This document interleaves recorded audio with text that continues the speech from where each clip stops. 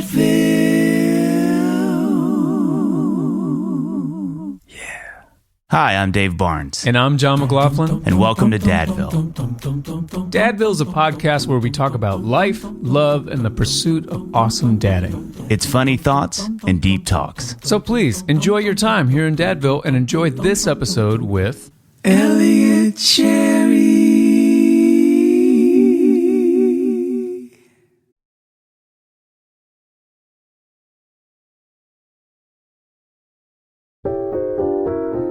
John, I want to say it. I want to say it. No, I want to say something. I love the pieces you're wearing today. Oh, thank you. This whole stuff. Yeah, well, it's a great collection of pieces. Where can you tell me? Would you say that they're well built? Like it's a well built wardrobe? Well, you are. Listen, Dave. Yeah, I'm glad you bring all this up because I was going to say a well built wardrobe is about pieces that work together and hold up over time. You know, that's what Quince does best. Premium materials, thoughtful design, and everyday staples that feel easy to wear and easy to rely on, even as the weather shifts. Weather be shifting, John. Weather be shifting. Quince has the everyday essentials I love with quality that lasts. Organic cotton sweaters, polos for every occasion, lighter jackets that keep you warm in the changing season. The list it does what lists do. It goes on. Quince works directly with top factories and cuts out the middleman. Get out of here, middleman. So you're not paying for brand markup, just quality clothing. Everything is built to hold up to daily wear and still look good season after season. Plus, I'm surprised you didn't say this, they only partner with factories that meet rigorous standards for craftsmanship and ethical production. My favorite right now, hit me with you were going to ask, the Mongolian cashmere quarter zip sweater. Yep. Are you kidding me? You know what? It's only $99. What? I'd pay $100 for it. Yeah, I wear it almost every day. Well, you look amazing in that quarter zip. Look, don't make sense. Guys, refresh your winter wardrobe with Quince. Go to quince.com/dadville for free shipping on your order and 365-day returns. That's now available in Canada too, That's QUINCE.com/dadville. Free shipping and 365-day returns. Quince.com/dadville. That's very funny. Okay. Very funny. Oh, man. If you guys had just heard that joke, you would have so enjoyed it. You would have unsubscribed. You would have no. Yeah, and then just to subscribe again. Yeah. Just to feel the feeling of subscribing again. Of subscription. To feel the feeling of subscription. That's like Sports Illustrated first theme song. Guys, with us today, oh my gosh. I have a lot of jokes I'm not going to say. You saw my brain. I was like, nope, none of this. I just said Sports Illustrated. I didn't say swimsuit edition. See, there it is. Okay, now the joke is free. Now that you've brought it, I can make the joke. Yeah.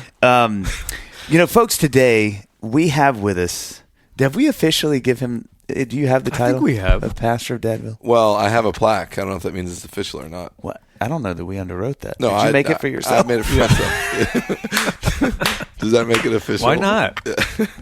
Cut out the middleman. You made it for yourself. I want that kind of energy in my life. Just like, guys, I know it didn't work like we thought, but I went ahead and just made a trophy for it. Pastor of Dadville. It just feels good. Pastor of Dadville. It'd be great if you walked in someone's room, like their kind of like professional room, your office or whatever, and there's just, and there's all these kind of plaques and stuff, and as you get closer, you realize it's like just a great Thursday. And you're like, oh, okay. I did.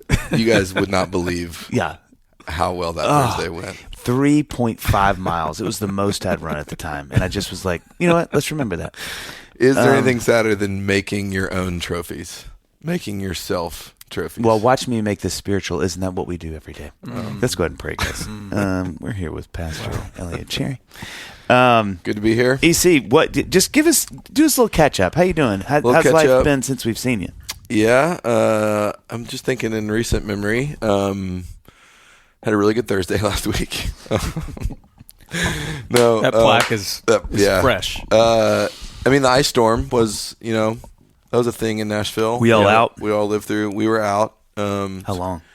We were out of power for 6 days, 5.5 days. That's a lot. When something like that happens, do you go just every man for himself, or do you stay together as a family? It's every man, so it's just me and my son, and then the 4 girls and mom They're probably thriving. They're making little hot pockets. We actually went to my in-laws' place who were out of town, but they lived down in Nolensville. They never lost power, so we were down there. Actually, it was really funny because John never lost power, and a bunch of people were invited to John's house. Mm-hmm. Oh, we had a great time. And I bet I must not have. It probably was something with the ice storm that, like the cell towers, I didn't get the text. Well, as we were sitting in our warm houses, we were texting, and he was like, "Please don't tell Elliott." Well, I remember texting you and being like, I want to invite Elliott, but I'm so sweaty because it's so hot in here that my text, sauna. It's not reading my fingers thumb. slip. Yeah. Here's the thing. This is true. This is real talk. Not on the ice storm, but can we talk about me and my insecurities for a minute? I love that. That's what we were hoping to get to. So we have 5 kids, which is about 4 too many, and we. 4 or 5 too many. It's it's about 4 or 5 too many, and it's real. The amount of it's hard there's no judgment on this, but there are things that are hard to invite our family to. Yeah, right. And I got John said that. Yeah. I got asked to speak. That text did go through. I got asked to speak at a conference this coming summer out in Colorado, and it was like, man, I'm so excited about it. We'd love to bring your family out. And I'm like, do you know what you just asked? And they're like, oh, actually, we don't have room. Yeah. We don't the staff lodging house isn't. I mean, unless you all. So it was there are things that we've just kind of eliminated ourselves from being invited to. Mostly community and things that, being taken care of, seen, soothed, safe, secure. Yeah. Seen, soothed, safe, secure. Welcome to Midtown. That is true. It's true. That's not something that I think about because we just have 2 girls, so and they're invited everywhere. It's amazing. But yeah, my brother has 5 kids. As a unit, it's hard for people to go come stay with us, or if you're coming to town here, we'll put you up. It's a lot. So ice storm, we survived. But it was a thing, and then there was a hint of COVID-ness where it was this is so hard on a lot of people, and it's real. And the church tried to help a lot of those people, but it was great for our family. We're doing puzzles and watching movies and camping out together. It was is it okay if this is also a sweet little time for us? We loved it. And I was going to ask because I felt the same way. I mean, obviously, we didn't lose power. We had more power than we've ever had during that week. So it was really great to have people come and stay, and some people would stop by and just take a shower. Sorry, I just want to think about what would that even mean? You plug in a phone, it gets charged immediately. Bulbs were exploding. Bulbs that weren't even screwed in were exploding. That's how much power we had. But it was great. One of the COVID-esque elements of it, in my experience, was it felt like for maybe just a couple days or a week or something, everyone's foot is off the gas in terms of what is expected of you that day, productivity-wise, all that kind of stuff, which I loved that. All that, yeah. But for you, I don't know if that's the case. It was a version of that. The spiritual realm doesn't take a break. Yeah, right. Satan never takes a Sabbath, we like to say. He doesn't observe it. Welcome to Midtown, where Satan never takes a Sabbath. That's not just true at Midtown. Elliott, we love the energy of this mock-up. We feel just a couple pushback. I can see a lot of branding. A lot of hands got raised. One giant S. You use it for Satan, and then Sabbath goes down, and then flames. But it's not perfectly lined up. I love that. That's Midtown's motto. Yeah, now that's our mission. They're I feel like the energy is there. Again, did you read that statement? Are we sure that's what we want to put on the shirt? We love alliteration. Is there room on the half zip?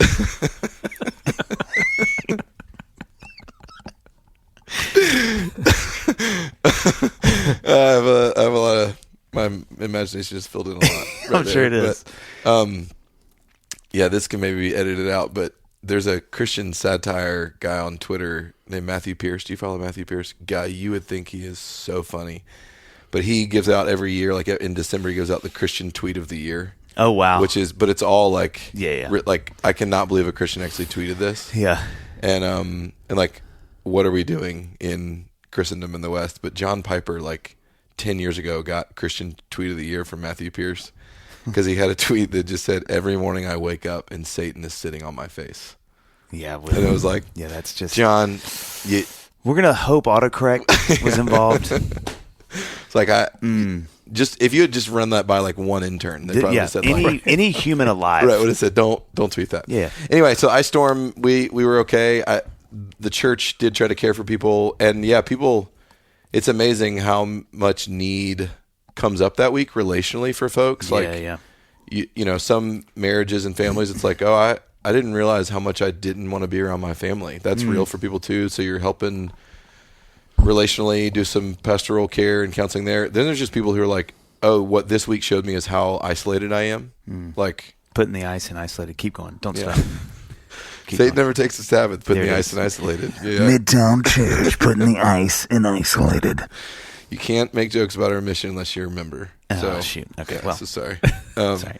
But, and then, meeting physical needs. That's part of the ministry of the church too, is ministry of deed. Whereas like people needed lots of things like trees on houses and power went out, and can we help meet some of those needs? So it was beautiful to watch the church be the church that week. And, but that's been going on. Well, I was going to say really quickly, I think two things. One, ice storms are so tricky because snow, you can still kind of get around. Right. Ice There's is fun like, outside, and you're seeing the community. Ice is terrifying to drive on. Right. Especially when it was as cold as it was in the single digits, and it's refreezing over and over and over. Right. And then two, all of Nashville's trees were down. Right. So even if you could potentially drive to them, you couldn't get there. Couldn't get to anywhere. And so I think it must have been a humbling thing too to know as a pastor. You're like, I hear you, and we don't really know. Like so and so tried to. We tried to get to you. Yeah, I mean, that was honestly. So I've said this a lot in different seasons, and I mean this. This is not like pseudo humility, which I have a lot of, but not this. But I've said if I was in Nashville looking for a church, I don't know if I would go to 12 South where I pastor. And it's not I don't trust the pastor there. It's more like we're crammed. It's not able to be super hospitable. Community's hard because there's 4 services. It's just I don't know that I would choose to go there, but it is. I love our church. I love getting to shepherd it and pastor it, but I don't know if it would be the church I would go to. But then you get to sit back as a pastor on a week like that, and I got to do a lot that week to help people and meet with people and talk to people. But you just start hearing stories of the church being the church for the city, and you go, that's amazing. Like the number of people that like open up their homes to strangers and come move in with us. The number of people who like fed their elderly neighbors, make sure they were, it was like, I want to go to a church where that happens. That's right. That's right. And I want to be a part of a place that does stuff like that. Like there was one couple at our church who like their elderly neighbors were like stuck in with no power, and they like literally saved their life. Like the National Guard came in and they were like helping them break into the house to get in. And it was like, it was like, and they weren't asking the church to come help them do that. They were just doing what the church does. And it is sadly in crisis, the church gets to shine sometimes. That's right. So I was proud of our church in that week. I know. It makes me feel like there was an element of like everyone stops, everyone's broken out of your normal rhythm of life, which is not, there's nothing wrong with the rhythm of life. I love our rhythm. But, and then you start to just see other people. Right. And there's this, on a very, basic level, like, taking firewood to an elderly neighbor you don't really ever talk to, but you're checking on them, Right. It's like texting your pastor to make sure they have a place to stay. And sure. And you're totally fine. You're down in Nolensville. Which means I'm not fine. If I'm at my in-laws, that doesn't. Different. But it's like how do we come back to our normal life, but maintain all the beautiful parts of that week? Totally. Well, I think the thing that's so tricky about what we believe, John and I, at least Elliott, I know you're kind of working through some of the stuff still, but is can I turn this into another acronym alliteration? Whatever you're about to say. It's need. And no, but I think it's really easy for me and people. God, I'm annoyed I'm about to say this, but people in the West, but like. Need is not a posture that we're familiar with, which is hysterical because it is absolutely crucial to what we believe. Like if we don't need Jesus, then what's the point of Christianity? Yeah, game over. And I think in those moments, to your point, John, it's this really beautiful moment where need is real and you can't swallow it. You can't sort of fake your way through it. Yeah. And then it gives, I told told, Brad stayed with us with Allie and their son that week here in the back house. And it was so fun. They were with us for 5 or 6 nights. Yeah. And I told Brad, I was like, this is what you got to understand. Like, I want to thank you for letting us take care of you, because I think something we forget about is that, yes, the person who is in need absolutely gets cared for. Right. And a need is met. Right. But we so underestimate what hospitality does for your spirit. Man. Like, it is just as profound, I think, as the person that's getting the help is giving the help. Totally. And I think when we limit people's ability to care for us, we're not just hindering our growing. Right. We're hindering them being blessed too. Mm-hmm. And so I 100%. think those moments are so beautiful because, and I think it's like, it's a pungent thing you feel because the Spirit is just so strong in two ways. It's not just like, I think we forget like, oh, well, he got help and that's great. But it's like, man, I got to do. Annie and I were so Yeah. fortunate to get to care for them, Yeah, everybody wants to be the Good Samaritan. No one wants to be the guy on the side of the road who needs the Good Samaritan to come. Yes. And the truth is we are both and called to actually be both. Like, let people care for you. Let Jesus care for you. And then you can go care for others in the same way. But there is in that story, I don't ever want to associate with the guy who's on the side of the road and left for dead. So it's true. It's like if we all could collectively shift our lives to this sweet spot of like, we're not in complete desperate. We're not completely on the side of the road helpless. Right. Because if everyone's on the side of the road helpless, that's a different story. Right. But if we are in need, but we still have things to offer, and then we can become as a community this sort of like collective, like Acts Church. To need and Day be needed. one. That's right. But that's right. This community that needs would me, be going against really what is implicitly the motto of the world we live in. I mean, it's like you are like on the grind, working, saving the money. I'm building my life to eliminate need from my life. That's right. That's exactly right. Mm-hmm. Yeah, I mean, I'm not, but I was going to say that doesn't resonate with me. Yeah, but I bet our listeners. Yeah. Mm-hmm. Oh man, John. Hey, what's going on, Dave? I'm just feeling especially secure today. That's great. Yeah, I know. I don't know what it is. Well, can I tell you what some of it is? Yeah, tell me. Home security.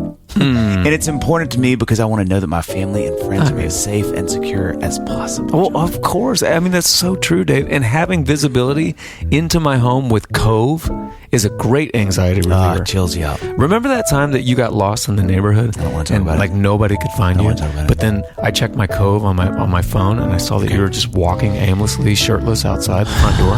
Listen, I heard there was chocolate and like a moth to a flame. Yeah, understandable. It was a weird day. It was a good day eventually, but Annie settled me down with a little chocolate because she knew that's always what works. But Cove saved the day from that day for sure, and the chocolate. Cove is the best home security system out there because it alerts you to the unexpected, gives you peace of mind when you need it most, and is an affordable system. That's right. Less than $1 a day. It's like they're not interested in making money. They're just interested in your security. Is it a nonprofit, John? Right? And Dave, it only takes 30 minutes to set up your entire system.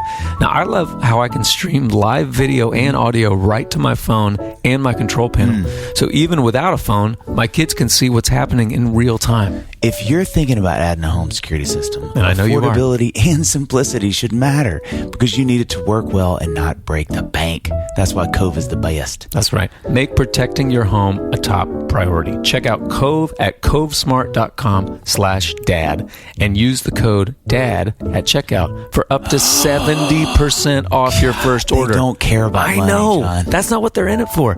And if you get a survey, please let them know that you heard about Cove from this podcast in Dadville. That's right. Get your security on.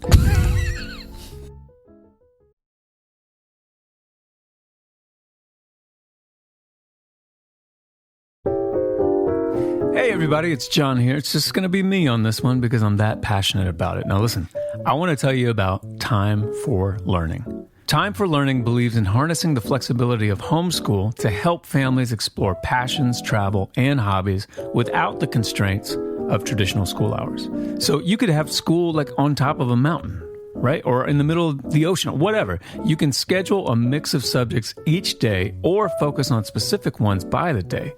Time for Learning is incredible in the way that it has everything you need to teach pre-K through 12th grade at home with all the core and elective classes offered in a traditional brick and mortar school. Now, the Cinema series, it might be my favorite. It's rich, story-driven courses for grades 6 through 12 that bring learning to life. Get started with a monthly plan to see if Time for Learning is right for you and your family. You got multiple students? You can save up to 30% by opting for an annual plan. Time for Learning's templates for transcripts, grades, and diplomas make it easy to match homeschool requirements in all 50 states. And the templates can be used as a main curriculum, supplement, or even after-school or summer learning series. Now, for me personally, I'm just thinking how Time for Learning could help us musicians while we're on tour. I mean, we could educate our little ones every day in any city right before sound check. I mean, that would be living the dream. And after 20 years of over 1 million students served, Time for Learning is the best way to nurture confident, future-forward kids and get them ready to thrive in college and career. If you're curious if Time for Learning is right for your family, visit timeforlearning.com. That's TIME, the number 4, and learning.com to explore the curriculum and find the perfect plan for your student. You can even get started with just a monthly subscription to see how much your kids enjoy learning on their own terms. Timeforlearning.com.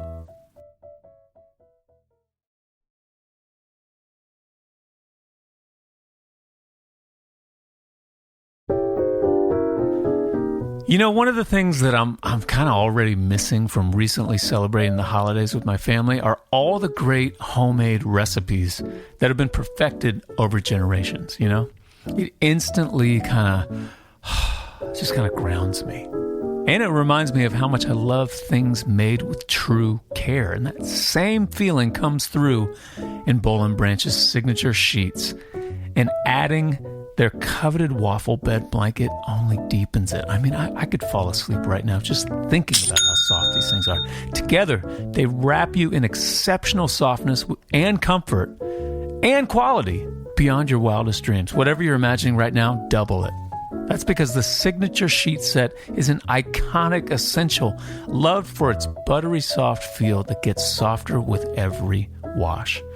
The waffle bed blanket drapes you in that soft, springy, near weightless warmth of its coveted texture, and together, they create the softest, most breathable bedding experience designed for better sleep season after season. I will never, ever go back to my old sheets and blanket. Ugh, gross. The softness is what blows my mind, almost like you're just floating in your bed, you know? It makes my sleep legitimately so much better. It also helps with temperature. I never feel too hot, never feel too cold, always feel just right. So, discover a softness beyond your wildest dreams. Again, whatever you're imagining, double it with Boll & Branch. Get 15% off your first order plus free shipping at bollandbranch.com/Dadville with the code Dadville. That's Boll & Branch, BOLLAND branch.com/Dadville, code Dadville to unlock 15% off. Exclusions apply. You know, one thing I was going to say really quickly about the ice storm that I wonder if y'all felt, that I was reminded of being with Brad and Allie, and we had some people coming through. We didn't have y'all, Elliott, but we had other people come through. The blessing you were talking about, it's actually, there's 7 humans. That were members of our church, and that's what you get with Covenant, is you'll get open doors. And Covenant Church, where the doors are always open. Satan does Sabbath. Satan does not do Sabbath. Where Midtown League does do Sabbath. But like, it was just, it is so, a friend of mine said this so well, and I forget who it was. I'm going to say John, just for the credit, so we get a little bump and listens with Dadville. But we were talking about how being with people, and you kind of inferred this, John, like being with people in what you said with your family, when you don't have really anything to do after a few days. Because somebody said it well, they were like, it's so different than when, like, being with Brad and Allie and Teddy, their son, at the beach is very much still being with him. Right. But but it's a little more transitory. You're kind of running where are they going, and then at night you get these kind of good downloads. But by like the third day of this, and I picked third day too because biblically the band, shout out to Mac Powell. But like you're kind of like we're pretty caught up, and it's just such a different being. Yeah, how to be in that is really totally. It really does. It really sort of is like a little tap on the human soul of, for me at least. I just found I was like, wow, I haven't. And Brad even said, "It's like, when was the last time we just we're just together, dude, just being together?" Yeah, and all the things we would catch up on normally, we've kind of run out of those things. Yeah, and so now can we actually just be with each other? Yeah, that's exactly right. Yeah. And this is such a weird thing to say. That is a lot harder than you think it is. Oh my gosh, to just be.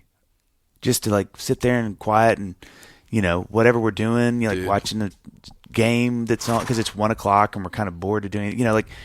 Whatever we're doing, you just kind of realize am I okay with just kick? There's Brad and Alex and Daddy. Dude, we're just sitting here.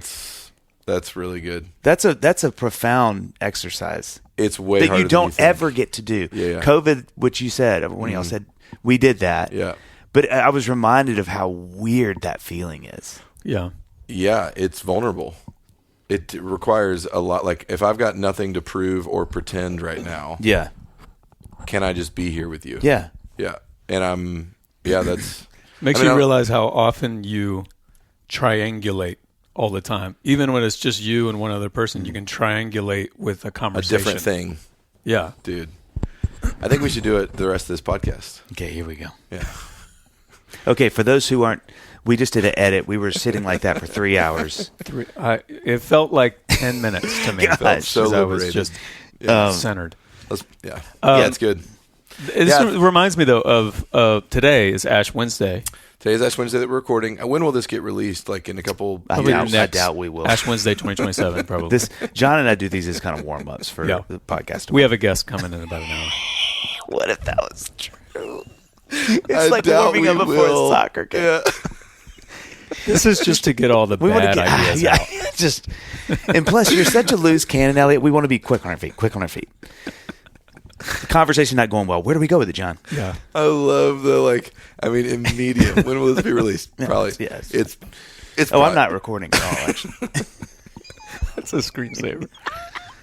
Oh, man. I was actually thinking on pondering reading some on Ash Wednesday this morning and the beginning of the Lent season and all its beauty. So sorry, I was going to say something about it, but I cut you off. I'm sorry. I was just going to say, do you feel for those who celebrate, Lent? For me, a lot of times Lent comes around and it's like a New Year's resolution. It's like somehow I didn't know it was coming, and then it's like 2 hours before, and I'm, what can I give up? Right. Yeah. But for you, do you feel pressure to give up TV and food every Lent? Insulin. Because you're I'm a diabetic. Oh my gosh! Really hoping. Hey, Britta, every time it's like I'm just another year in a row. Is your faith real? Do you need that insulin? Oh, we build ourselves that have no need, and now you think you. Yeah. No, we are doing. We started this last year, John. I don't know if you came. And Dave definitely didn't, but starting the Lent season. I drove the other way. We're doing an event called Stations of the Cross. Cool. Kind of clear out the downstairs of our building and kind of a haunted house thing. It kind of is, where there's some Scott Erickson artwork of the 12 Stations of the Cross, and how great is this some meditations in each room, and it's really well done. Side note, I love it when we do that. Dude, it's whenever great. You guys have short little, you put some artwork up and then we just look at it and kind of meditate. I love that. Tonight is the second year, and it's really beautiful to go ponder and meditate the beginning of the Lent season through Jesus' sufferings. We don't ask people, and I'm not against this than other traditions that do, to quote unquote give up something or fast from something for Lent. I think that our tradition has probably swung too far away from doing that as we don't want to be legalistic. Because there really is, the heart of it is, this is a season to meditate and remember the sufferings of Jesus and to share in the sufferings with him. So what's something you could give up that every time you want to participate or engage with that thing, it would create a little bit of pain for you? Yeah. And that's actually not being masochistic. That's actually sharing in the sufferings of Jesus to go like, oh, and now I'm remembering his pain, which is astronomically more painful than me not eating sugar for the next 40, whatever. Like, but this is putting a little physical experience in the way of me remembering what Jesus has suffered for me. That's a great practice. Which great. It's tricky. I mean, there's nuance to it. Totally. Which only the person themselves would know on what side of that they're falling. And the goal is not necessarily like, well, I'm going to give up certain sins. It's like, well, you should probably do that anyway. Yeah, do that anyway. Counting down the days. Yeah, count on this so I can just go crazy again. But it is like there are things that basically is like, what is the thing in your life that maybe has a hold on you that you do effortlessly without even thinking about? Doom scrolling, drinking beer, giving money away. Sorry, you were going a different direction. Venmoing Elliott, but there is like a reality of like, oh yeah, we've all got something that has its grip on us that we don't even know has its grip on us, and so it might even be the best if you. Without answering your question, I'll answer it with a question to say, maybe ask someone close to you, what do you think I should give up for the next 40 I don't days? like that. Let's edit that out, Jason. Terrible idea. Yeah. God, that's good. That's tough. So, sidebar, what a buddy of mine said, and I thought about this the other day that feels like the same question, is if you want to know a man's reputation, ask his family. Oof. Yosh. Yeah. Somebody said that, and I was like, goo. No, please, ask him in a couple months. Yeah, what about ask his coworkers or that one guy he knew in high school? Ask the guy he tweets with. Yeah, those kind of questions are really humbling. Yeah, and especially towards your family. Like, ugh. Yeah, it wasn't Brother Lawrence. There's some church father, Joey Lawrence somewhere. Yes, I think it was Joey Lawrence. Whoa. Someone said, and there'll be, and it was probably Joey, some reality of like who you are is truly who you are in private with the Lord. Yeah. Like that. Yeah. That is your truest self. Yeah. And so like, do you know that person? Which like, you don't need to. Yeah, I don't want to go there. I'm not interested in those things. Yeah, no thanks. But yeah, it's beginning of Lent, and I don't know. This will probably come out after Easter. This episode, so this will be your guide for next year's Lent to talk about that. We're gonna just hold it. Save this. We'll hold it. And for a whole year. the event I just announced at our church, you've definitely missed it. They've missed that. But it was amazing. It was unbelievable. I love that y'all do that though. I think we can miss out, especially in the sort of like our Reformed tradition, on experiential things like that. Yeah. And I love that you did that. We'll put all the artwork in some, this is for real.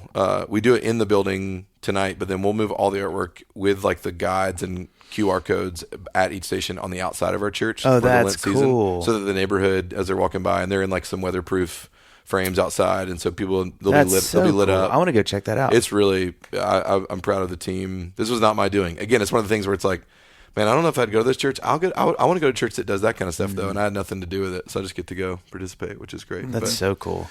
Yeah, another update. Still got 5 kids. They're lovely. I have a teenage daughter. Do you remember the first time you came on Dadville? Do you remember? I'm trying to think of like 4. You had 4. My 4th just turned 5, so it was probably 4 or 5 years ago, because I think it was right after we had 4. Yeah, I think that's right. I think that's right.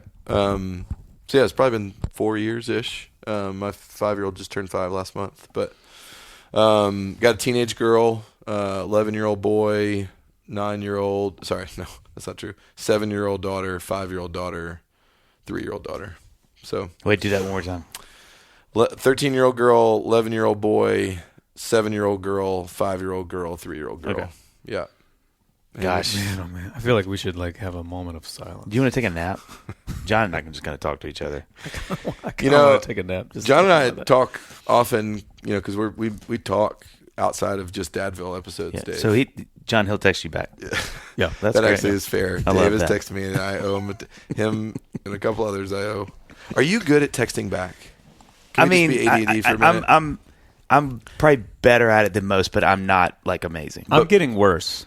I feel like me too. Worse. Okay, here's a little life hack that has worked a little bit for me on it. Apple iMessage will let you pin conversations to the top of your. Oh, that's so good. So I'll pin conversations that I know I need to respond to. That's good. That's really and that good. helps. Like, I need to respond to that. I'll keep them unread, but then it's like those just get buried. Get what? Buried? Oh. Married? They get married. I was like, they get married to who I am, and it imbues into me. So deep. So I want to ask you, like, when you think about like the last couple of years, how is like where you are now different than a couple of years ago? Man, I would love to ask my family that question. I hope they would answer that the way I would want them to and would make them. I hope one of the ways I'm growing as a husband and a father is, so I'm reading this book right now, and this is putting language to something I feel. And when someone, it's what songwriters do. It's what y'all do. Is like when you can put language to something that someone is experiencing, it just unlocks the treasure chest. But reading a book right now called Hints of Hope, Essays on Making Peace with the Proximate by a guy named Steve Garber. Have you read any Steve Garber? Yeah. Golly.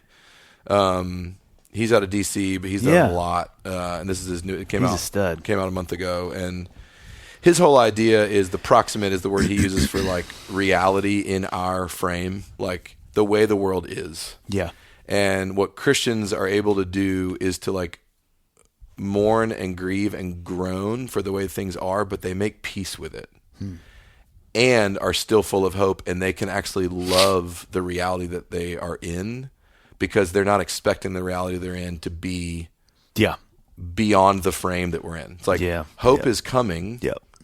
Heaven is coming, but right now it's not. So I don't live my life demanding that right now be heaven. That's a good word. Because I'm making peace with the proximate. That's, I mean, living life backwards. The Ecclesiastes book. It's very much that so same. It's like, and the work it takes to like make peace with the proximate and like the pain, like he says in the opening chapter, like I'm sad all the time. Yeah.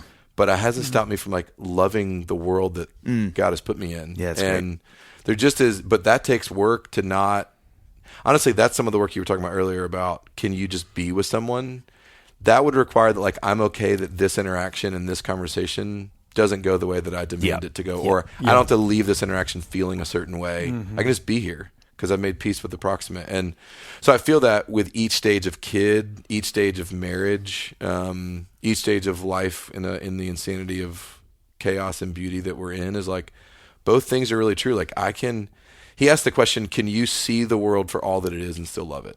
And it's like, can you see your family for all that it is and still love it? And not demand that it be heavenly right now? He says heaven is not coming to earth right now. Are you okay with that? And so Stephen Curtis Chapman would push back with heaven in the real world, but keep going.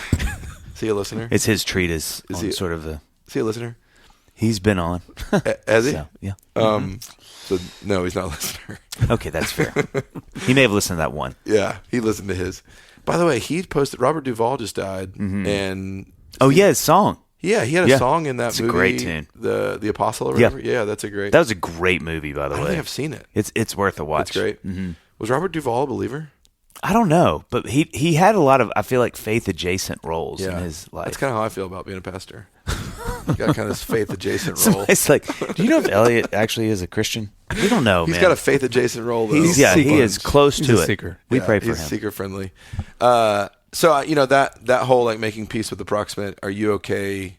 Can you bear up in the joy and suffering of what your life is and hold both of them? I mean, it's like having a teenage daughter. That's full of both of those things. And we have a great teenage daughter, and she is a teenage daughter. Having a 3-year-old is both of those things, and she is a great 3-year-old, but it is both of those things. And being married for 16 years is both of those things, and I don't want to be married to anybody else, but it is both of those things. So I think what I've grown in is maybe what it has produced in me that I need more than certain people. Like, we would all need to grow in certain ways in order to do what I just said. I think what I need is probably patience and contentment. Well, do you feel like that's particular to our Enneagram number? Yes. Man, do I struggle with that. Yes. Good night, do I struggle with that. Can you... As 7s, you need patience and what? Contentment. Contentment is bad. I mean, patience, of course. Yeah. But I think discontentment drives impatience. Yes. So I'm like, can I be patient in this thing, this moment, this interaction, this season, wanting it to be more, not wanting it to hurt, like all the things? Can I be patient and content with what is? So, Yeah, I think I've grown. I think I'm a little bit more patient. But you shouldn't ask me. You should ask the people around me. You know. Yeah. But it's true. That feels real to me. What would you? I mean, I'm looking at John, who's not a 7, and thinking, what would you go? This is what I need. I think that's a good question to be able to make peace with what is. You would need to grow in what area? Have more. That's a great question. You can say we ask the questions if you want to say that right now. If you want to get out. Yeah. Jason, edit all this out, please. I would say, I mean, faith really, like, it's a combination of, like, I need to be doing all that I can do. Mm-hmm. And it's kind of like the serenity prayer, kind of like, Lord, grant me the strength to whatever it is. Yeah. I was so excited when you started that. I was like, I want to actually see if I can get it. Grant me the strength to change what I can change, be okay with what I can't change, and the wisdom to know the difference. Yes, is that close? I feel like that's a Seinfeld quote. Yeah, you're so serene. Yeah, you've read the Serenity Prayer so much. Yeah, it's one of my tattoos somewhere. I think that is it, though. Like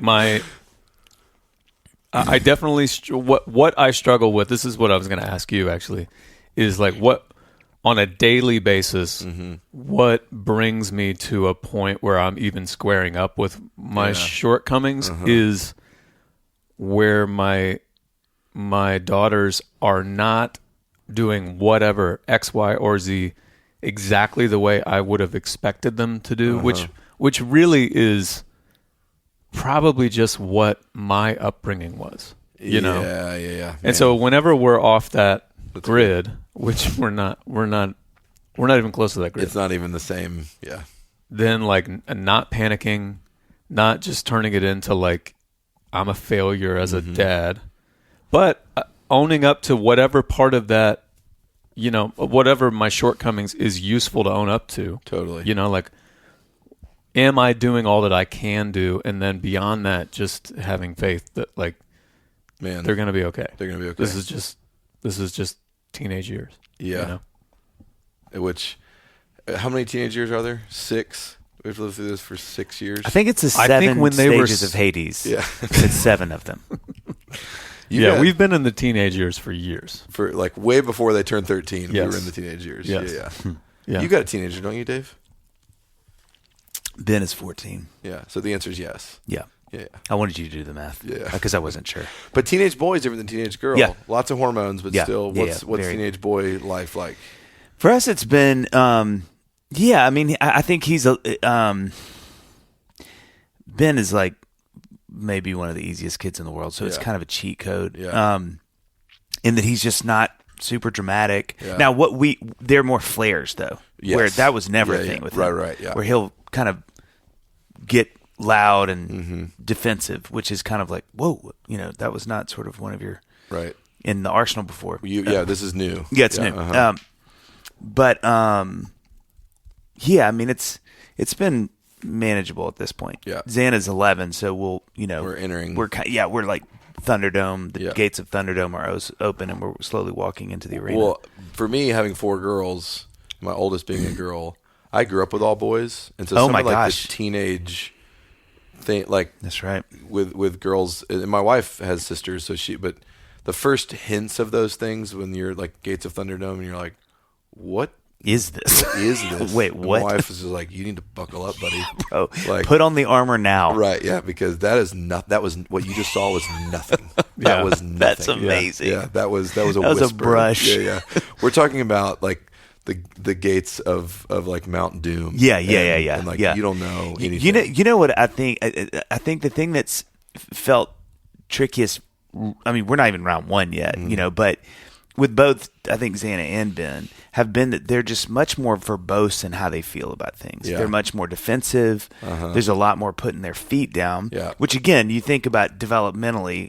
Right. Anybody that has even half of a degree right. is like this is where this is appropriate. This is what's happening. Yeah. But I think that's where Annie and I can get a little like it's a little chin music. Like we can kind of reel a little and like, wait, we're not. Okay. You know. So 2 things on that. Can I just talk a little more? Please do. Yeah. because we're not recording. We're not it's releasing this coming anyway. out, so Yeah. you can. Yeah. Two thoughts on that. One is I've heard Sissy Goff, who's I'm the pastor of Dadville, but her and David are She's the governor. She's the governor. Yeah, and David's the the mayor. mayor. Yeah. I've heard her say, I don't know if she said it on this podcast or not because I don't listen, but I've heard her say at some seminars, like if your kids are like being well respected and behaved out in public, but they act out at home, you're doing like that's a good thing because they feel safe at home to like push the boundary, and that's a good thing. I'm like, well, then we are crushing. I'm about to make a plaque. I'm about to make a trophy. We are crushing this. I mean, it's true. That really is so encouraging. Yes. The tricky thing is at home, there has to be some, I mean, like, yes, that's true. They feel totally safe. Yeah. They also, and Lisa D'Amour has... Like, I'd like you to feel a little less safe. Yeah. How can we make them feel a Maybe little I can less scare safe? you physically. I would never do anything, but I don't know. Do you feel a little like when I... Just a little. Yeah. Yeah. How many bench presses do I need to do in your presence? Dr. Lisa D'Amour talks about how long their days are. Like they're at school for she's been really helpful for me to actually empathize with our teenage daughter.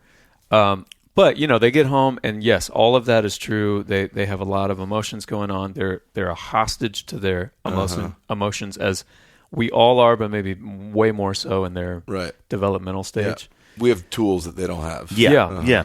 But then the tricky part is, okay, at what point where do I put these guardrails? Right. I'm picking battles, but when there's 960 battles, and it's 5:30, like which ones do I pick? Well, I feel like it's so true. You can feel them. I mean, y'all know this with girls, these ages. You can feel them doing it. Like you can feel them going, oh, I've never actually done that before. How did this go? Yeah. So the workshopping of it is way out in the open. Totally. Yeah. But then, like you said, it's that weird combination of this is how I was raised, so I got that sort of back there.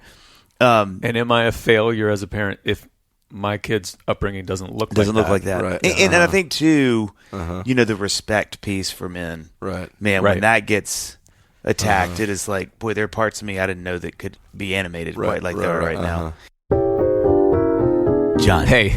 Whoa. Gosh. Sorry. We're both so excited. I'm excited. Can I tell you why I'm excited? Please. John, life is full of what ifs. Yeah. What if I fail? What if I fail? Yeah. What if no one likes me? Yep. What if no one listens? No one listens. Yep. And those questions sound even louder when you're starting something new, John. But there are some things you can do to really help yourself out. Okay, tell me. Something that can make the difference in getting over the hump when you start a business. Tell me. Partnering with someone who knows how to help. Not just you, John, but someone else. That's right. I knew it, Dave. Yeah. Yep. Shopify. That's right. You know why? Why? Shopify gives you everything you need to sell online and in person. Not just one, not just in person and not just online. Both. Millions of entrepreneurs have already made this leap, from household names to first-time business owners just getting started. I love that. And I was assuming, are we part of the household names? Yeah, at this point. Okay. Yeah. Okay.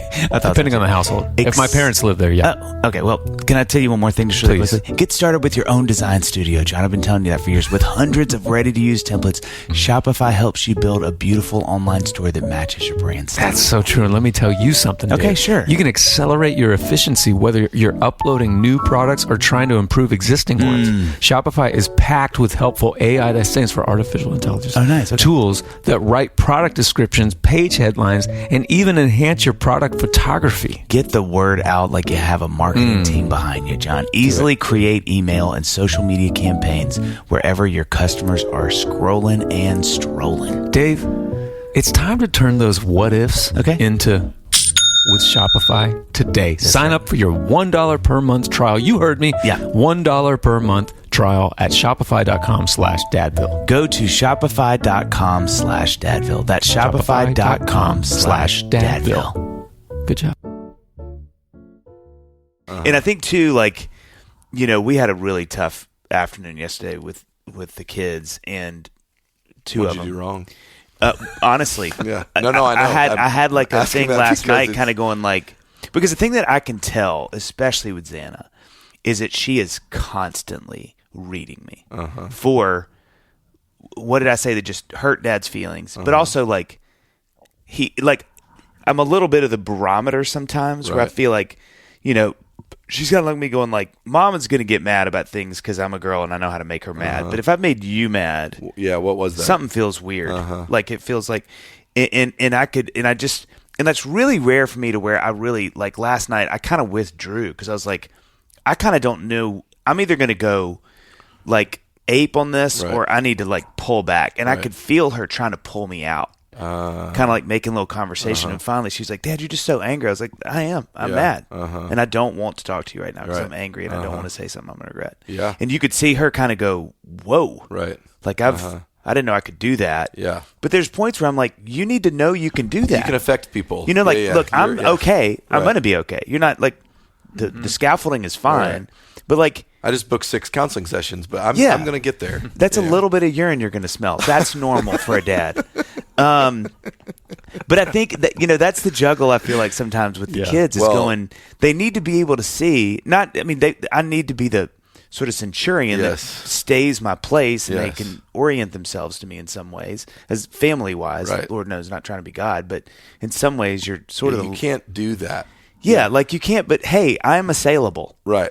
Like Proverbs says, words, the tongue are like sword thrusts. And you're like, okay, use that metaphor to be like wounds can heal, but like that hurt. Yeah. I have a song actually called Sticks and Stones. We're going to break into that really quick. But you're right. But I think to y'all's point about, with y'all's daughters, with my son, and now with Xana too, I've never done this. Right. And so I think it's that weird thing, kind of like you just said, John, of trying to juggle that thing of like, what is appropriate? How can I also be true to who I am? So I'm not over dadding. Right. And that didn't hurt my feelings. What do you mean? I'm fine. Right. But at the same time, not being immature, not sort of like being like pithy or keeping a record of wrongs or whatever. Yeah. And yesterday was just I did okay. I was actually, by the end of the day, I was like, I could have really botched that, and I didn't, but I could. There's a humbling, and I think if we'll let it as dads in Dadville, this feels like the death.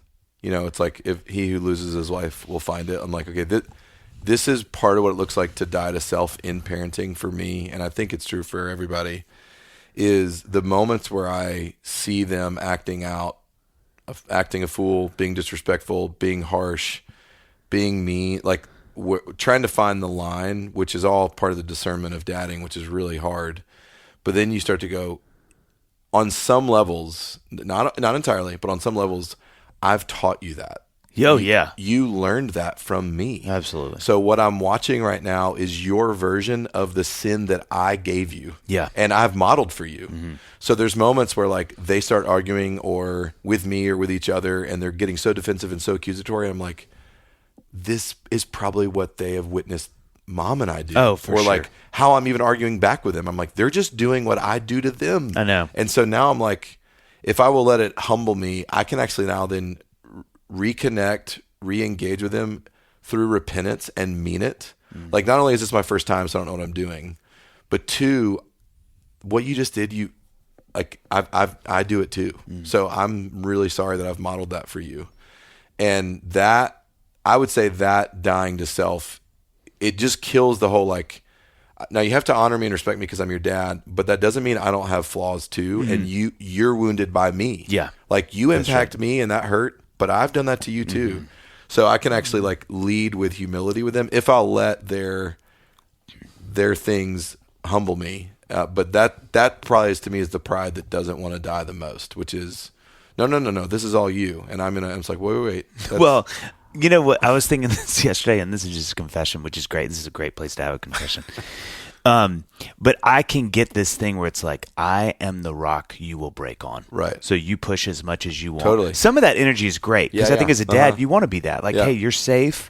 Right. I will guard the edges of where you can't go. Right. Totally. Another part of that is just like, you're not going to beat me. You're not going to win at this. Like, I win. Right. I'm the dad. Yeah. And I think I was really having to check that yesterday, that energy, you know, of going, again, sometimes this is great. It gives them safety. It gives them guardrails.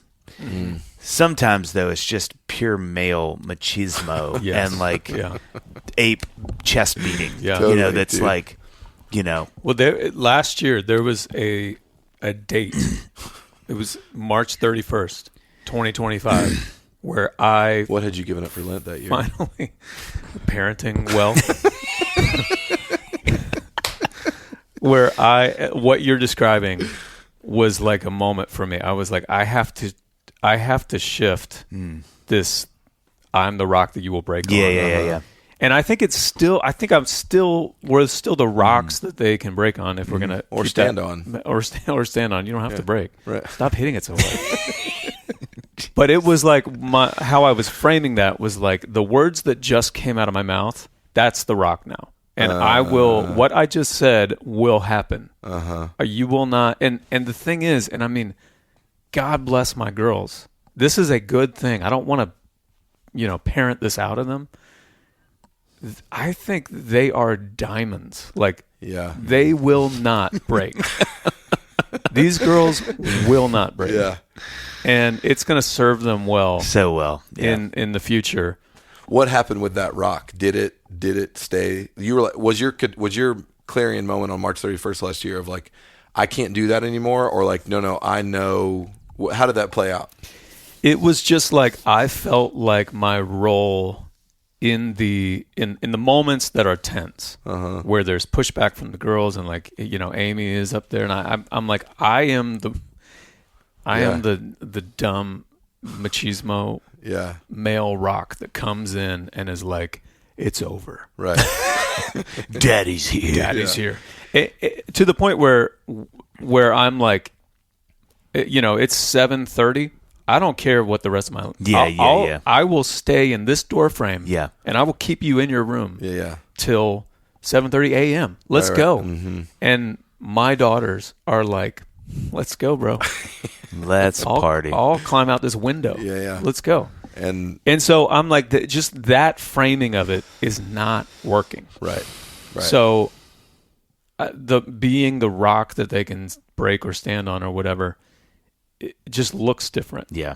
And just the other day, there was a couple mornings ago, there was some, I was supposed to take one of my daughters to Starbucks, and I had told her that I would take her, and Amy was gone, and she had my keys. And so I don't have keys to my car. I literally can't take you to Starbucks. We can't go. And this is not, this is not a huge thing, but I'm Dad, like, don't you have the Uber app? Can't you? yeah, right. Once I realized that this is not happening, I'm like, okay, I got to tell her. She's not going to be happy. I told her. She was not happy, but I wasn't like, hey, I wasn't like, this is not a big deal. Right. This is, let her. We've provided so much. Yeah, I didn't go all macro on her. And she like went into her room for about 3 minutes, and she was upset. And then she came out, and she was totally fine. Totally back. So a part of me was like, maybe I am parenting these moments that my daughters could be emotionally processing, right? Whatever given situation. Working it out, right? But I'm like trying to puppet them through all these situations because I want them to handle it the way that some actor she went upstairs in some and did a bunch movie of shrooms. would. But it was she worked it through was it. shroom based, But she microdosed for like 3 minutes, and then she was great. Pick your battles. She was like, Dad, the ghost of Babe Ruth was like so comforting to me, and I saw a sun and a lot The mermaid on the Starbucks cup came to visit me. So I'm good. Yeah.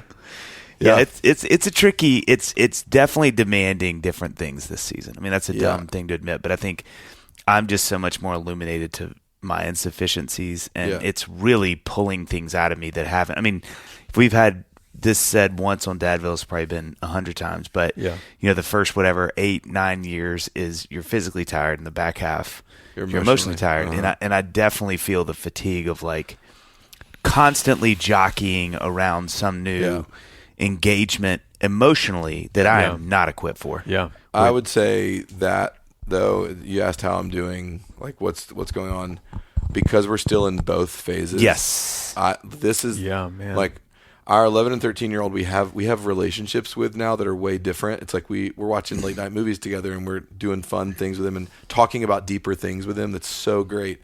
But then we still have 3, 5, and 7 where I'm like, we're so physically tired. Yeah. Anyway. Yeah. And then the emotional. no. I'm How like, you do it, man. that's how we feel. Yeah. Where I'm The like, other day at a soccer game, our daughters, Elliott yeah. and my daughters, play in the same soccer team. This is a fantastic story. Yeah. But I'm so embarrassed by it. So I'm on the bleachers, sitting there with Amy. It's indoor soccer. That context matters. Indoor soccer. Yeah. Was this down? Where were you? This was at Boost. Boost. Yeah. And Elliott comes in with his gang of children. My gaggle. I was Gaggle. solo dad that weekend. Solo I had- dad, that's right. I had 3. My son was at a basketball game, but I had 3 little girls, and my oldest daughter was playing in the game. Yeah. So Esther, Elliott's oldest daughter, is right in front of us, just on the other side of the net because she's playing goalie. And She's a great goalie. we're chatting. The game's going on. We're chatting. All of a sudden, Esther, mid-game, turns and is like, "Dad, they're on the treadmills over there." Oh my! I mean, mid-game, like she's like blocking shots. And she's like, she's parenting. I love this so and much. Elliott is over here just like laughing with the dads. And the great thing is the whole crowd of all the parents is this is all happening within like 12 square feet. It was. She literally said, "Dad, you have to go get them off. They can't play on the treadmills." While she's in the game. And ask Elliott if he knew that his little girls were on the No, treadmills. no. Zero clue. But you were crushing that conversation. Oh man, I bet you had think I some led someone to the zingers. Lord. Yes. I think they, I want Yeah. you to know Oh, you mad that my girls want to work out and get in shape? you are not alone. And if I was there, that exact same thing would have happened. Oh, and absolutely. Ben would have been the one, or Zan? Who would have? No, turned it would have around? been like, let's say that Ben is, Yeah. playing in a game, and I'm like, Annie's You're going for the hamming it weekend. up, right. Yeah, and I'm like, everybody's having a great time. We're Yeah. laughing, and then Yeah. meanwhile, some parent I don't know Yeah. walks up because Sam is crying because he cut his hand Right. trying to do bench press on. Right. Oh my gosh, I'm so sorry. I think your daughter's also stuck in the treadmill with her hair, and I'm like, what? But the parent that came up to you to tell you was your daughter in the game. Yeah, that's where That this one was the, gets like, really. yeah. I That can't- is so many levels to that. I mean, birth orders and It was such a perfect. Well, you know what moment. else too? It's like it would be hysterical to ask Esther, like, what are you thinking about your dad at the moment? Yeah. Because it could be really gracious and sweet. Like he's having a great, it's dad fine. loves talking to people. It's just Yeah. the kids got away. Right. It could also be, well, I just knew this weekend was going to be. like in therapy in 20 years. She's going, well, I knew no one was ever going to take care of me. Yeah. I knew that no one was actually looking after me. I mean, the fact that she's in the middle of the game. Yeah. I'm not allowed to have needs. I can't even. I have to take care of my team in the goal. That is unbelievable. I mean, it was. Yeah, she said it with a smile, and we laughed about it in the van. And I told her, don't ever disrespect me like that. I'm the rock you will break on, daughter. Do you understand? Like, don't you ever, don't you dare. Don't you dare. What did who are the people like? How did the people you're talking to? It respond? was Barrett Ward. Oh, and- that's you're in a and- safe space. Yeah. Bo. And Bo. It was hilarious. Bo Spessard, and it was very, very. It was great. I mean, yeah, no, everyone was laughing. It is except me. There is something about me, and I would imagine you're like this too. And I think Annie, just now at 20 years, is really starting Also, to just FYI, Britta was out of town. She does not know about that story. So. Well, everyone that's here, please, if you know Britta, Jason, cut this. Oh, keep Britta, it in the the weekend- episode, but cut this. let's snippet out. only Send put it to out that Britta story. Cherry. Let's ditch the rest of the podcast and Britta only. Cherry. Britta, the weekend went great. Weekend, I never had my. I can't eyeball- believe she doesn't know. Yeah, well, But I just know for me, and again, this is something that Annie has had to. She really doesn't understand, Mm-hmm. and she doesn't have to. She's a very different human being than I am. But when I am engaged in a conversation that I'm really enjoying with people that I enjoy, to pull me out of it oh man, is like pulling Neo out of the Matrix. It is like you have to jerk it out of the back of my head. I enter into a reality. It is so hard for me. bro. Yeah. Especially one that you're really enjoying. Yes. Yeah. And this is a little bit of like I'm dad of 5. Oh, I'm more tired than all you. We're like, can I get a little bit of this? Yeah. Can I have a Just give me I have not had an adult conversation. Yeah. And again, my life is full of good conversations with people I meet with. I'm just I'm not that devoid of it, but there is like a haven't I earned this a little bit? Yeah. Like, don't I get a few Can minutes? I just yuck it up with the homies? Yeah. Can I have this? Like, I don't ever get to, God, that is unbelievable. And the treadmills weren't even plugged in. Yeah, Right. they're fine. Fine. They're Like, fine. Esther, you don't even know. You don't like. Esther, you think you're so observant? You didn't even see that the plug wasn't plugged in. Also, Esther, 3 goals. Do your just job. can't- Yeah, just Maybe we'd be winning if you weren't worried about your sisters. Jeez. I mean, just get it. eyes on your little sisters don't have eyes on the ball. She, as you're saying that, she's just looking at you, waiting for you to start crying, and then you start crying. She's like, "There it is. Come There here. we It's go. okay." Come on. No, while she was telling go me, pick mommy up she from was the airport. saving goals with her other hand. It was very impressive. I'm amazed you didn't tell Britta. That's actually pretty remarkable. I think Britta probably knows. Yeah. She assumes Britta somebody- knew physically. She was somewhere and just felt stood and was like, "I'm Yeah. sorry. Hold on one second." Yeah, Elliott. Britta unplugged the treadmills with her mind. She called Boost at a time. Hey, the Cherry film. Would you just do me a favor, just ahead of Just time? unplug everything. Anything that's plugged in. Would you just unplug? Anything that's plugged in. Just Also, if you have unplug some extra insulin just around, I gave it up for Lent. I don't know yeah, Elliott's trying to do this no insulin for Lent thing. The wife doesn't, and that's true for me, for her too. Like, what does she need, and what is like what is her version of that? Of like, you asking me to do this is the equivalent of and that's real. And I'm actually preaching about that in our sermon series. Dave. Love it. What's we- going? You're in the middle of the longest sermon series. that ever. we've ever done. What are you doing? We just started 2 weeks ago. We started John. Oh, nice. We're going to do John for 9 months, which I'm excited about. We're doing Romans, and we may never get out. You're going to do it for 8 years. Yeah, it's like Chad when he said Romans. I was like, yes, but also I could have grandchildren by the end of this. But the thread we're pulling through John is the misunderstood Messiah. How like everywhere in John, people just don't get him and what he's doing. Yeah. But it really is, not only is it comforting to know no one's ever been more misunderstood than Jesus, so he gets you. But what does he do when he's misunderstood? And so even like that, like I can get mad at my wife when she's like, you don't get what I need. It's like, that's actually not what Jesus does when he's misunderstood.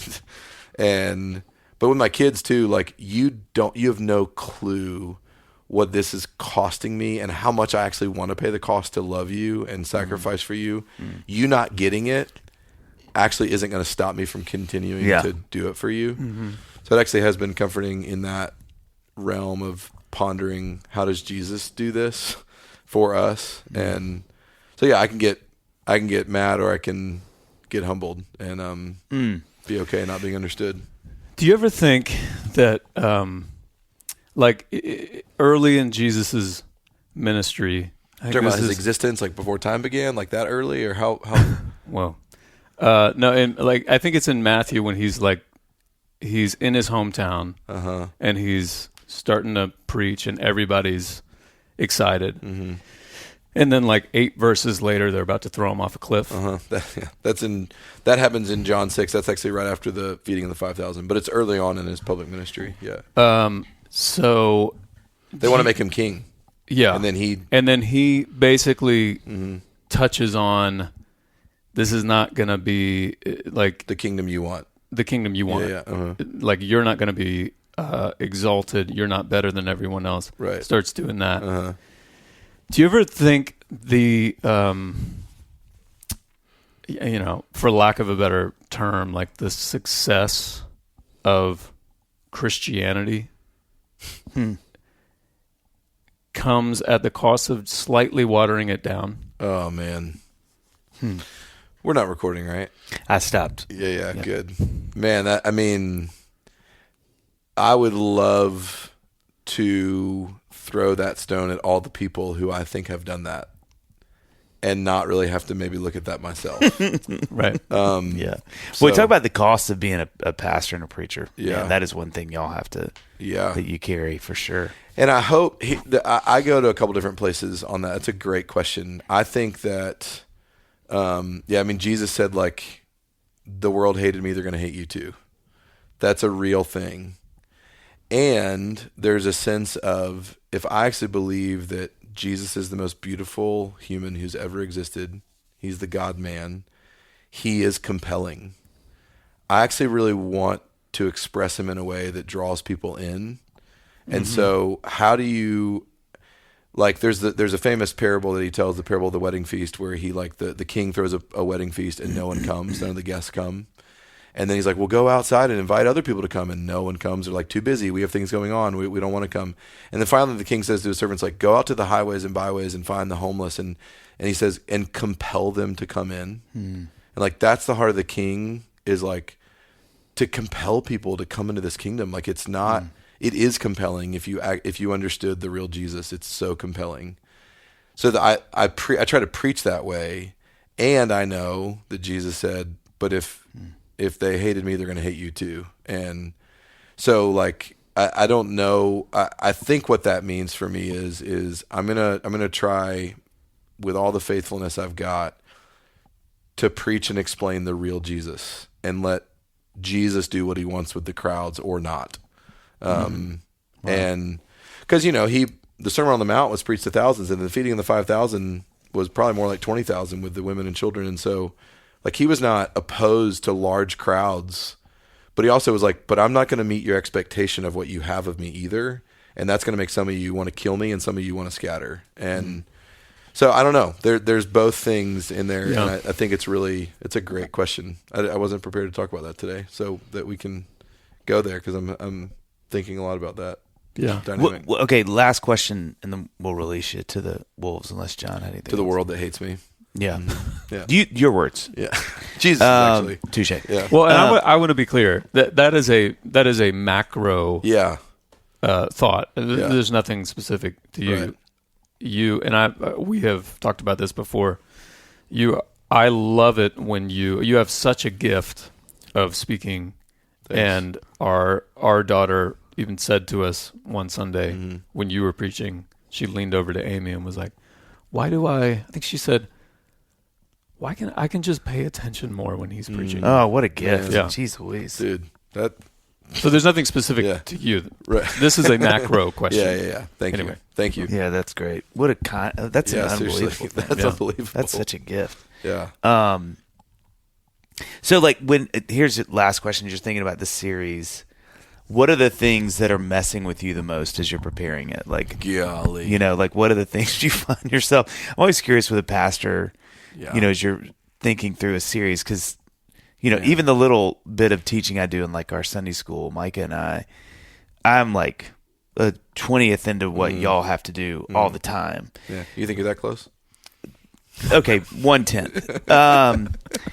That's fair pushback, but no, but you know what I mean. Like, I'm having to do that juggling of, like, Sure. I'm not just trying to tell you stuff. Right. What do I think about? What does God, But, like, what is in John as you're thinking about? What are the things that are, like, ringing your bell? So the Misunderstood Messiah thread came from a book I was reading on John by Michael Card, who's a former songwriter and kind of turned biblical scholar. Yeah. He's got a commentary on each gospel. He calls John the Gospel of Wisdom, but in his intro, he's where I kind of stole the phrase and the thread of Misunderstood Messiah. But I started pulling on that thread. He just talks about it in like a paragraph. But I started pulling on the thread when thinking about this series, and I went back and reread John a couple times through that lens. And Jesus is misunderstood in every story. Someone doesn't get it. And then the people who, like, you think should get it really don't get it. And so I found that fascinating. One, like, isn't that interesting that everywhere Jesus turns in John, someone's confused and asking the wrong question. And then to think about a Jesus who came to a world where he knew that would be the response. Yeah. And he still came. How lonely that would be. How lonely it is to be misunderstood. That's what I talked about in the intro sermon. Like, it is such a lonely place to be misunderstood. And it didn't stop Jesus from coming to be misunderstood. So much so that he ended up all alone. Like, hanging on naked on crossbeams. Like, no one has ever been more lonely than Jesus, and no one has ever been more misunderstood than Jesus. And so pulling on that thread, there's places where then you watch from that lens things he chooses to do or not do that have kind of blown my mind in the rereading of it. That's great. One, I'll give two examples. One is, and we just preached on it. I actually didn't preach the sermon, but this, I wish I was able to. Just the preaching calendar didn't work out that way. But on the wedding at Cana, he turns water to wine. The amount of wine he brings, first of all, is, if anyone brought the amount of wine that Jesus brought to that party, we would all think like we were probably an alcoholic. Wow. He brought like 974 bottles of wine. Is how Jeez much. Louise. So you're like, well, that's a little, and it's the best wine. He says the best for last. It's a really well known story. So much symbolism going on in it. Here's what struck me about that.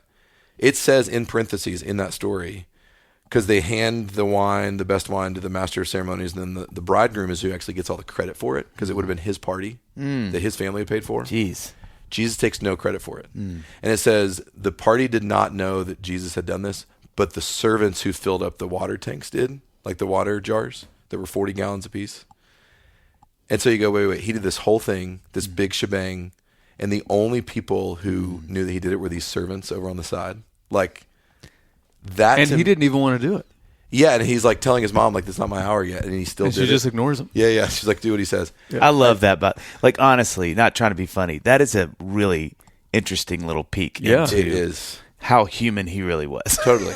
He's Totally. like, "Hey, mom," she's like, "No, Jesus, Right. get in there and do the Right, thing." yeah. He's like, "I guess we're speeding this Well, up." which most scholars would say that the clue on that is that it probably means that Joseph had died by then. Mary had grown to rely on Jesus, as the firstborn. Like, when I have a problem, which means it probably was one of Mary's relatives that was having the wedding, so she's feeling partially responsible, and like she would have gone to her husband, but she couldn't. She goes to Jesus. Jesus, I need you to take care of something. I just found it fascinating. Like he would do something that magnificent and then literally not even take the credit for it. Yeah. But I love that those little like servants, his first public sign was for a group of like 6 or 7 nobody servants. And it's like, but they knew. That well, to the me trajectory of that, right? That's all he really all ever in there. did. It's all in there. Amazing. So that's one. Another one that's fascinating, which we'll get into in a couple years when we get to it in this series, but is his dearest friends are Mary and Martha and Lazarus.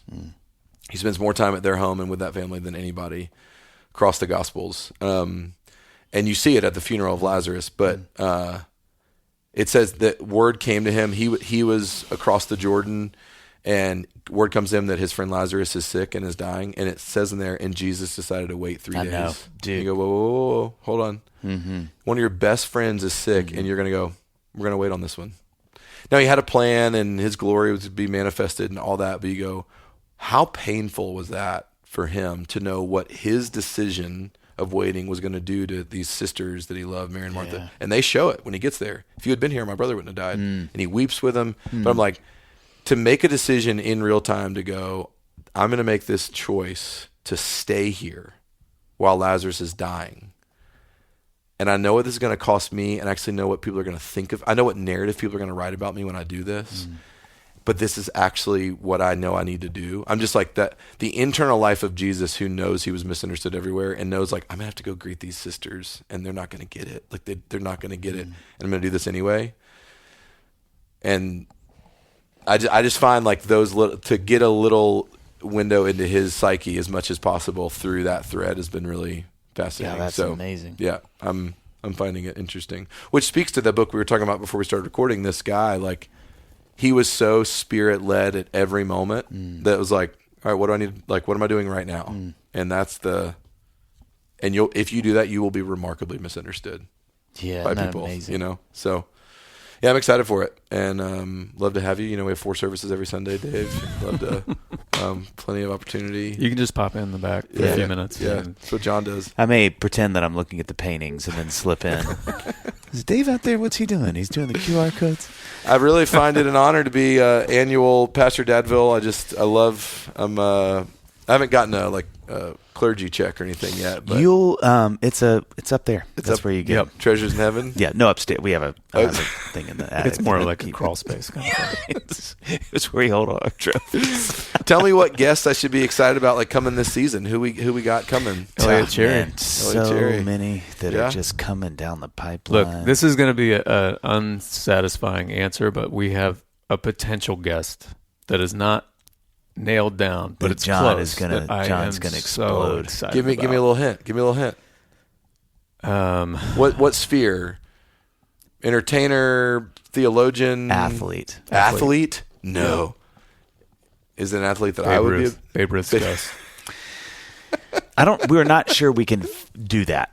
A lot of people are saying that he's passed, but I don't know. But you believe in a life to come. So No, I'm really excited. an about athlete. it. Yeah. That's not me.